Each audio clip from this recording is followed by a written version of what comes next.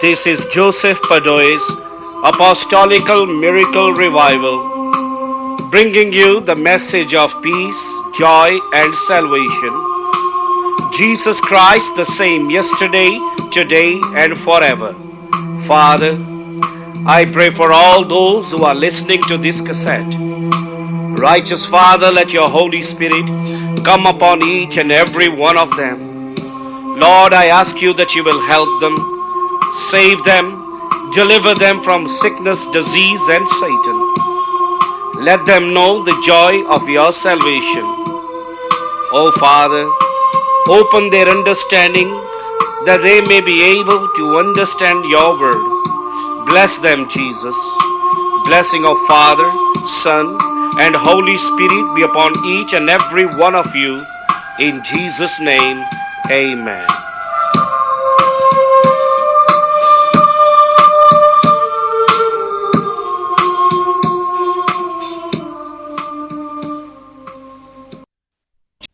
As God has loved us so much, so must we love him so much, because he's worthy of everything. And we read the story again about Joseph. Last week we read that he was thrown into prison. That symbolized Jesus also going to the prison of souls, to hell. But one thing we must understand, that when Joseph went into prison, his life was not easy, but it was very, very severely and badly he was treated in the prison. He was confined in that prison. When we read Psalm 105, verse 18, this is what he says about Joseph, whose feet they hurt with fetters. He was laid in irons. In other words, his hands and his feet were tied with the chains. It took a couple of years for him to gain the trust of the prison wardens. It did not happen overnight. But during the time of hardship, Joseph never complained or blames God for everything that is happening in his life. In fact, he's thanking and praising God. And Bible over and over again says that God was with Joseph. We can see and we can remember the words of Christ, that he said, I will never leave you no matter what happens. No matter how bad trouble you are going through, or the things are going bad in your life. Even if you do not see any light but just darkness, remember this, God is standing with you in that darkness. He was with the Jews all the way when they were living in tents. God was living with them in the tents also. As they were journeying from the land of Egypt to the land of Canaan, so was God journeying with them, walking with them every single step. When we are coming to this God of Israel, he's not like the gods of the nations. He's different. His love, his care for his people is so great. The way Jesus loves, no other gods can ever love as much as Christ loves. So no matter how much Joseph was in trouble, and he was tied in that chains, his life was misery in that prison, but God was with him in that prison. When we suffer, God also suffers with us. Many times we ask question, why are we suffering? Because we are believing in true God. By right we shouldn't have any suffering. Because we got God, who is the true God, on our side. My friend, we are suffering because we are living in this world that is also controlled by Satan. We are living in this world where there is sin and where there is Satan. And sin and Satan will bring trouble and chaos. But in the midst of this trouble and chaos, while we are calling on Jesus, he will help you. Remember, Jesus said the servant cannot be greater than his master. Jesus suffered and he was the Son of God. They spat upon him. Remember, he was the Son of God. They whipped him and he was Son of God. And when the suffering come on us, we got no reason to complain. God will say, you are a human suffering, yet I as God suffered on the earth. But God was with Joseph. God was planning his life. One day he was to be a great man. Though Joseph did not understand this, but God is working. Because God made sure that he was put in a right prison. Because this prison was not ordinarily prison. If Joseph was sent in ordinary prison, he would have died in that prison. There would have been no way out for him to come out of that prison. Here God is preparing his destiny, his future. He's put in the prison, which is a royal prison. Because God is to prepare Joseph to stand before this great king of Egypt. One day, a slave boy. One day he has to become a prince of a strange country, a prince of Egypt. It took a long time for Joseph to gain the confidence and the trust from the prison wardens. And God also touched the hearts of the prison wardens, and we see in the end he's in charge. He got the keys even though he's a prisoner. And he's looking after two prisoners, which are the prisoner of the king, the butler and the baker. God works in a miracle way because God could see the future. You know, when we look at the Bible, you must see how much this God of Israel loves his people and how far he will go to save his people. That this God will fight your battle all the way through to save one soul. Every soul is precious.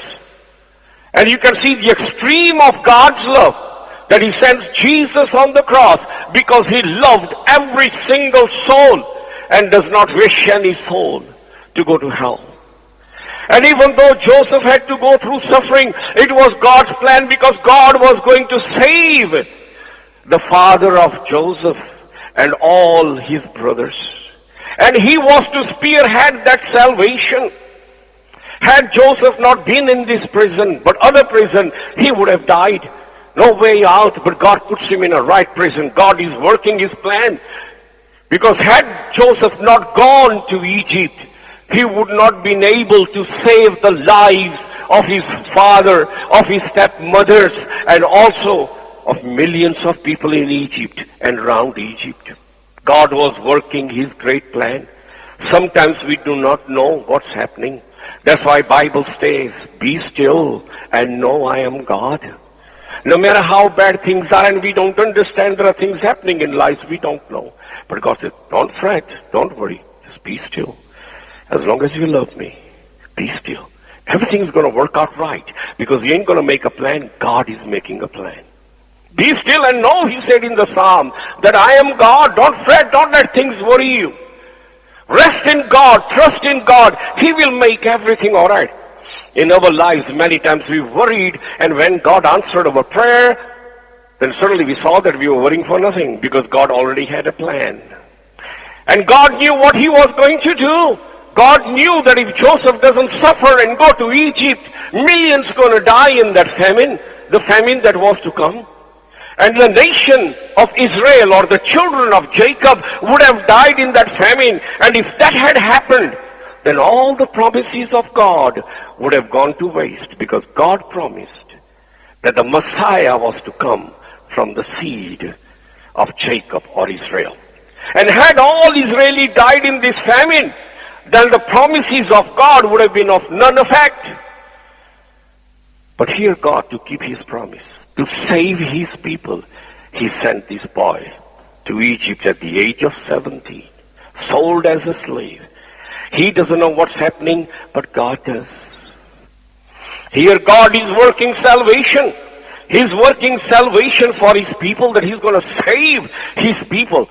And so much God loved Israel that he sent Joseph before them. And so much Jesus loved us that God also sent his son before us to save us from our sins. Now here Jesus conquered death, and there in Egypt Joseph conquered death. Has he not been in Egypt standing before Pharaoh, tell him what to do? All Egypt would have perished in famine, and also the seed of Jacob would have died in that famine. And though he has to go through suffering, but Joseph through suffering saved millions of people.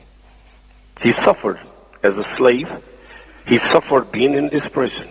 All this suffering is for the salvation of the Jews. And there is Jesus suffering to save you.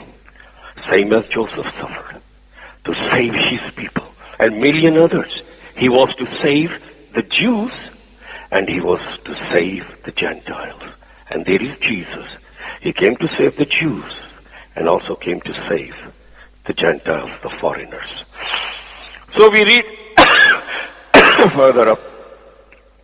We read verse 1, and it came to pass after these things that the butler of the king of Egypt and his baker had offended their lord the king of Egypt. And Pharaoh was wroth against two of his officers, against the chief of the butlers, against the chief of the baker.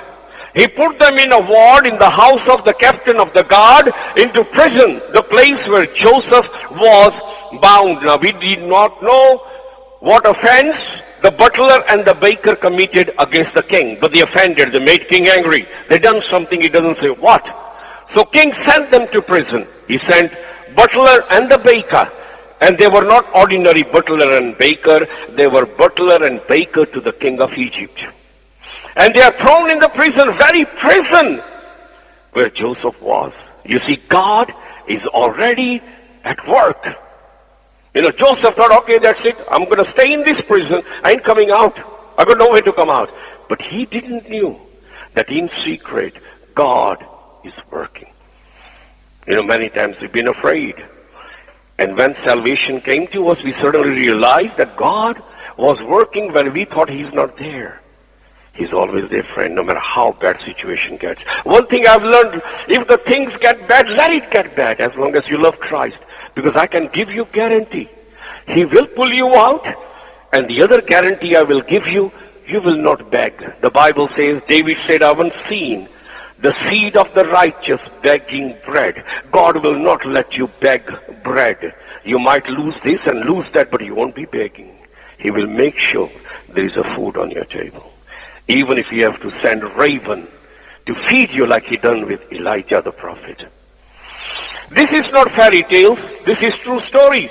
We have proven the providence of Almighty God that he provides.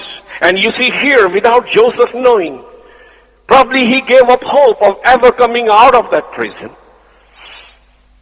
But he did not know that in secret, God is working for him. God is making the way open for him to get out of that prison. Verse 3, and he put them in a ward in the house of the captain of the guard, into the prison place where Joseph was bound. The captain of the guard charged Joseph with them, and he served them, and they continued a season for a ward. Joseph was to look after these two prisoners. And it went on for a while. It didn't happen overnight. And you see, now God is working. They dreamed a dream. You see, God didn't have to give them a dream, but God prepared a way that he's going to give those two men a dream. And only one man in that prison will be able to tell them what dream means. God is already taking Joseph out without him knowing. And one day God visits the butler and the baker in a prison, and he gives them the dream. And they dreamed a dream, both of them. Each man his dream in one night.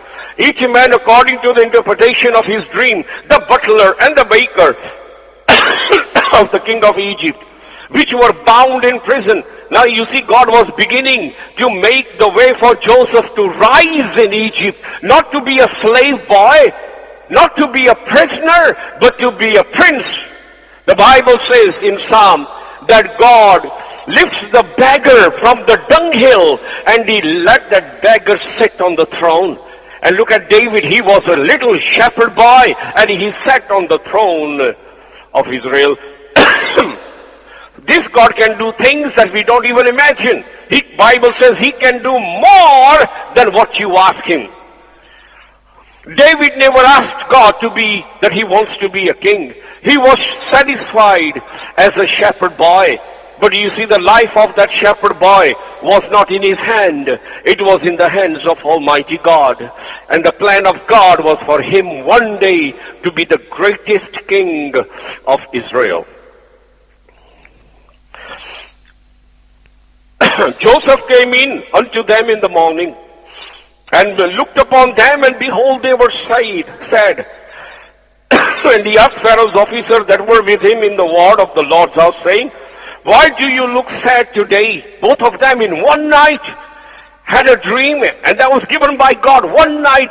And in the morning when Joseph goes to see them, they are both depressed and long-faced, and they look so miserable, they look so sad.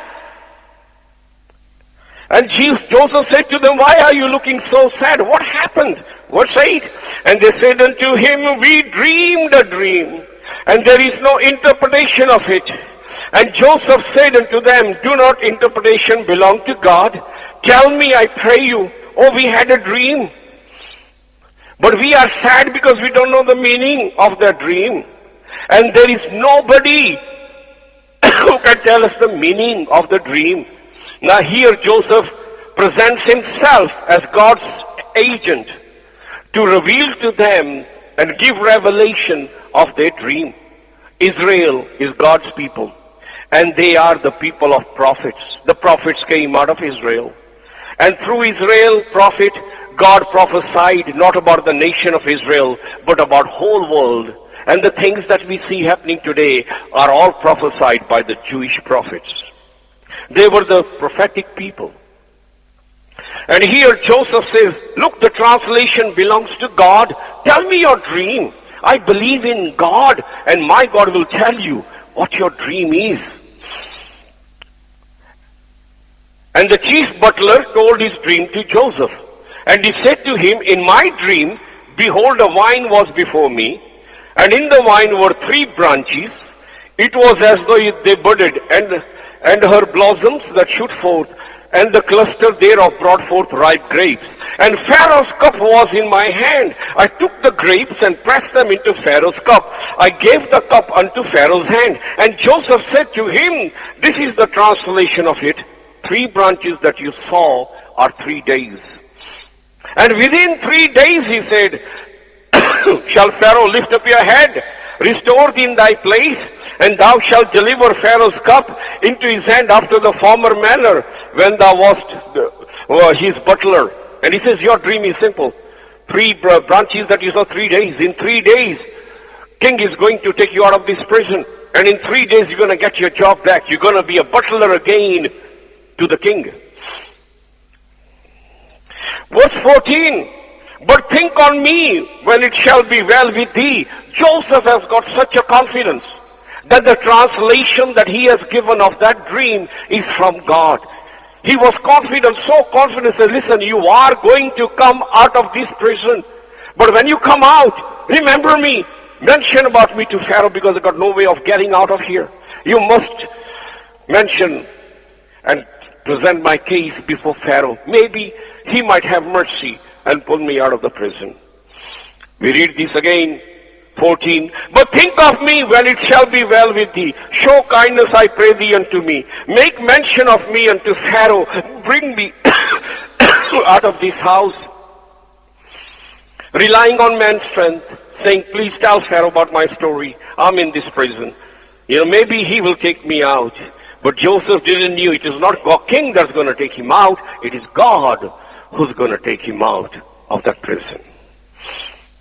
For indeed I was stolen away out of the land of the Hebrews, and here also have I done nothing, but they should put me into dungeon. And when the chief baker saw that the translation or interpretation was good, he said to Joseph, I also was in my dream, behold, I had 3 white baskets on my head. And when the baker heard the translation of the butler's dream, and the translation was good, that's going to come out. So the baker says, well, I also had dream. Tell me the meaning of my dream. And what is his dream? Verse 16 again we read, and the chief baker saw that the translation or interpretation of good was good. He said to Joseph, I also was in my dream, and behold, I had 3 white baskets on my head. And in the uttermost basket there was full of all manner of baked meat for Pharaoh, and the birds did eat them out of the basket upon my head. And Joseph answered and said, this is the translation, interpretation. 3 baskets are 3 days. And within 3 days shall Pharaoh lift up thy head from off thee, shall hang thee on a tree, and the birds shall eat thy flesh from off thee. The translation is not good news for the baker. He said, 3 baskets you saw are the 3 days. 3 days you'll be presented before the king. And he will hang you for your punishment. You will be hanged. And the birds of the air will come and eat your eat your flesh. Will this dream really come to pass, what Joseph has said? We read further up. What's going to happen in those 3 days? Because he said to the butler and the baker within 3 days. What is to take place just in 3 days? We read further up. Verse 20. And it came to pass 3rd day, which was Pharaoh's birthday. See how accurate that prophecy is, because that dream was from God. God knows when you are born. He knows about everyone when you are born. He also knew when Pharaoh was born. That's why I say 3 days, because that was Pharaoh's birthday. Joseph never knew that. That revelation was given by Almighty God. And it came to pass, verse 23rd day, which was Pharaoh's birthday, he made a feast unto all his servants, and he lifted up the head of the chief butler and of the chief baker among his servants. He restored the chief butler unto his butlership again, and he gave the cup into Pharaoh's hand. But he hanged the chief baker, as Joseph had interpreted to them. Yet did not the chief butler remember Joseph, but forgot him. So here the story goes. It happened exactly what he said. In 3 days was king's birthday. He called both of his prisoners out. And to the butler he gives the job back. And to the baker he gives command that he be hanged. We don't know what offenses they committed. The Bible doesn't say that. And he was hanged. But here then verse 23 says again, the chief butler, when he got his job back, he forgot to mention about Joseph to the king. So Joseph stayed 2 more years in that prison after the butler was released from the prison. Did butler purposely forgot about Joseph? No, he didn't. It was God who made him forget about Joseph here. Because it was not a right time for Joseph to come out of the prison. Now remember, had Joseph came out straight away out of prison, he would have been just an ordinary man, not a prince of Egypt. He has to come out at the right time. So sometimes when you're suffering, God will say, child, just a little bit more, because there is something great waiting for you. For 2 years after butler is released, Joseph is still in prison. Why? God is wise. If Joseph came out straight away, he would not have been the prince of Egypt. He would have been just ordinary man, maybe thrown in prison again, because remember, he's a slave boy, a slave man. But you see, within 2 years, God had to do something. He gave king the dream. Now you see, it's time for Joseph to come to stand before king. That was his destiny. That was his calling, to stand before the king, because he's sent on a mission by God to save Israel, to save the people of God. And had he come before, he would not have stood before the king. And he would not have been the prince of Egypt. He would have been free, but not a great man. But you see, God said to Joseph, he didn't understand, wait a bit, I know you're suffering, just 2 more years. Something big will happen. And it did. At the right time, God gives Pharaoh the dream, and Joseph is taken out of prison. Now he's standing before the king. Amen. So wait while we are going through suffering. Many things bad might be happening in our lives. That's what God is saying. Be still. Just wait. Things are not going right. Just wait. Devil is troubling you. Just keep on calling on God. Keep on calling. Remember Paul and Silas. No matter what happened, they were in prison. They were beaten. But they kept on praying. Kept on singing. Till God sent his angel. And he broke the chains which they were tied with. Wait. Just wait. Wait on God. Our Father, who is in heaven, holy be your name, your kingdom come, your will be done, in earth as it is in heaven. Give us this day our daily bread, O Lord, and forgive all our sins, as we forgive those who have sinned against us.